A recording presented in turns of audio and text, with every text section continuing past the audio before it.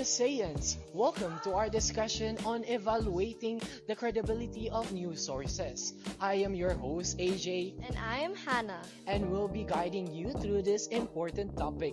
Today, we'll be looking at two news articles about a supposed flash flood in Cebu City. Let's see if we can separate fact from fiction. Okay, now let's first start with what is the source of each news article. Source 1 is a public post from Facebook group called Barangay Mambaling, posted by Nunez Castor Villanueva.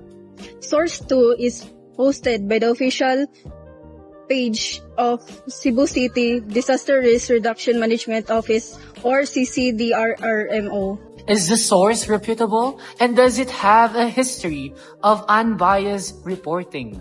Source 1 is not reliable, but Source 2 is trustworthy because it comes from a government agency. When dealing with disaster management, it's better to rely on experts for accurate and safe information. Are the authors recognized authorities in the field covered by the articles?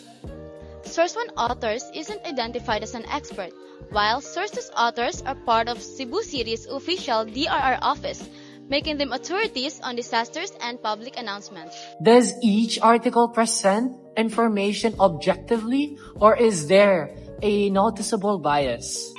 Source 1 presents information with noticeable bias, sensationalizing the story with shocking photos and no context, while Source 2 presents information objectively, calmly explaining the situation and clarifying the facts. What is the overall tone of the articles? Neutral, subjective, or sensationalized? Sensationalized using dramatic image to shock viewers. Source 2 is natural and factual, calmly explaining the situation. Are there citations or references to support the claims of made? Source 1 has none, while Source 2 provides reference, identifying the origin of the photo, and giving hotline emergency numbers.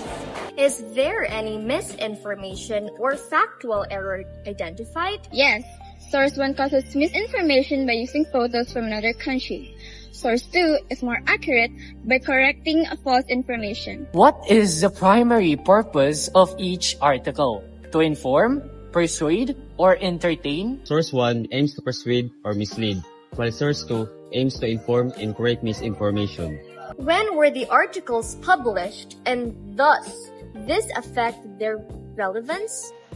Source 1 was published 3 hours ago, while Source 2 is more relevant coming from an official source. Which article do you find more reliable or compelling, and why? Source 2 is more credible and compelling from an official government office and addressing misinformation directly. Now that was a great discussion, everyone. I think we've covered all the bases. Now let's summarize what we've learned. Source 1 is a Facebook post from a non-reputable source, with a sensationalized tone and no citations. Source 2 is a post from a credible government-owned page, with its neutral tone and references. And Source 2 is more reliable and trustworthy, while Source 1 is misinformation and should be treated with caution. Yeah, it's always important to evaluate the credibility of sources, especially when it comes to sensitive topics like natural disasters. Absolutely. We should always verify facts before sharing or consuming the information itself. Now that's all for today's discussion. Thanks for joining us, and we'll see you next time. Don't forget to follow us on social media for more informative content like this. Until next time, stay informed and stay safe.